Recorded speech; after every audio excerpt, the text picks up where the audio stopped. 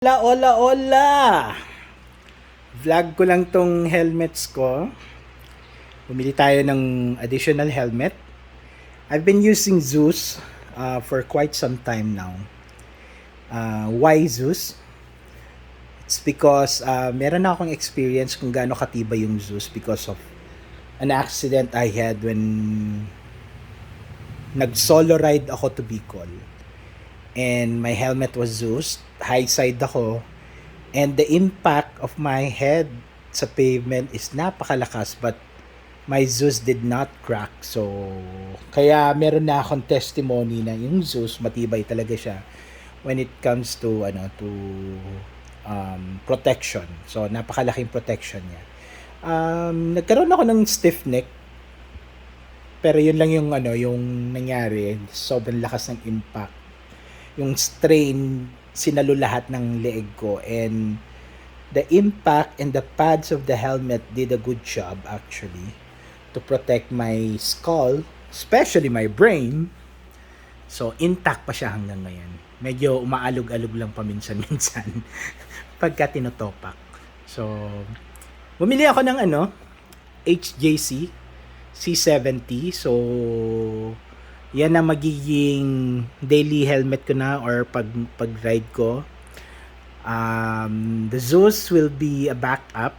Also will be used my back ride, my wife or my son pag gustong sumama sa akin mag-ride, or pag nag-ride ako na walang kasama and then walang kabady, then sasama ko yung wife ko or yung son ko. Depende. Basta pag gusto kami puntahan, kung sino gustong sumama sa kanila, then they will use the Zeus. So, kagandahan nitong Zeus na to, talagang very sturdy yung feeling when you use it. And yung shell niya, yung outer shell niya, talagang matibay. Based on actual experience. Ang disadvantage lang dito sa helmet na to when I'm using it is the clear lens. Lagi siya nagfa-fog.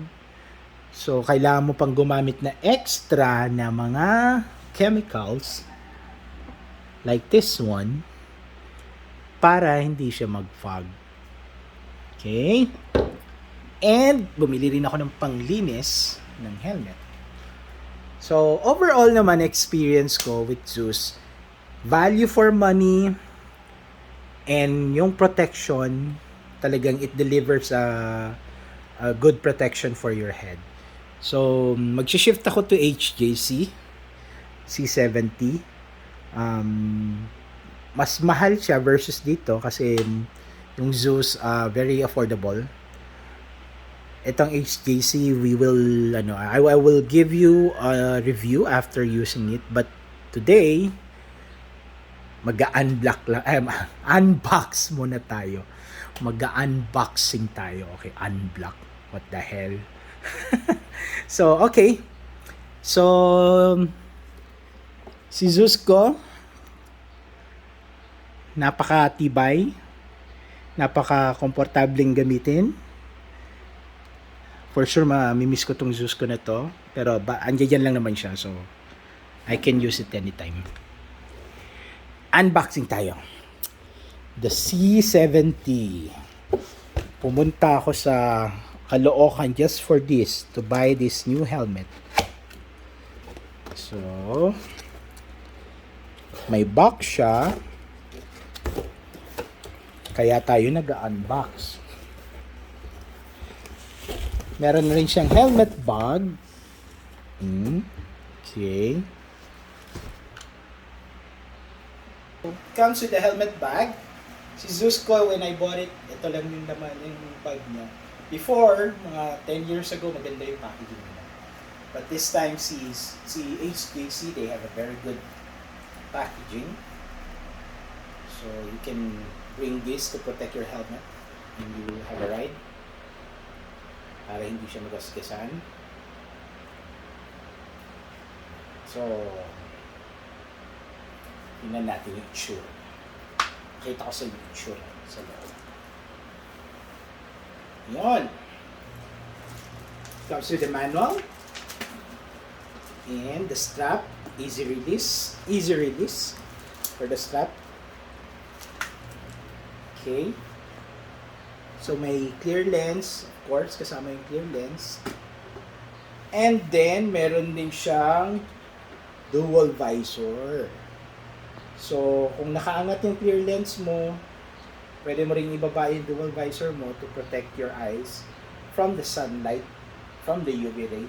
Also kahit nakababa, para pag sobrang liwanag, hindi ka masisilaw.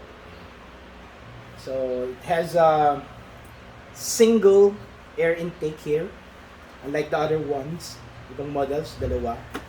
And meron din dito sa front. Okay. And pag HJC na C70, wala kasi siyang kasamang pin lock or yung anti-fog na lens. So this one, ready na siya for anti-fog lens or pin lock na tinatawag, para to avoid the moist dun sa loob, para hindi mag-fog. Kasi nakakabanas pag nagre-ride ka tapos yung visor mo nagpa-fog. So I bought this extra 1,250 and the helmet is around 690. So yan, total. And then nakahingi na rin ako ng stickers. I can put it in my bag. So yan. The reason why I bought an extra helmet kasi gusto kong makasama yung wife ko and yours and my son na mag-ride, kaya pwede na silang makasama. Bibili na lang ako ng communication Bluetooth para magandang usapan during the ride. So yun. Thank you.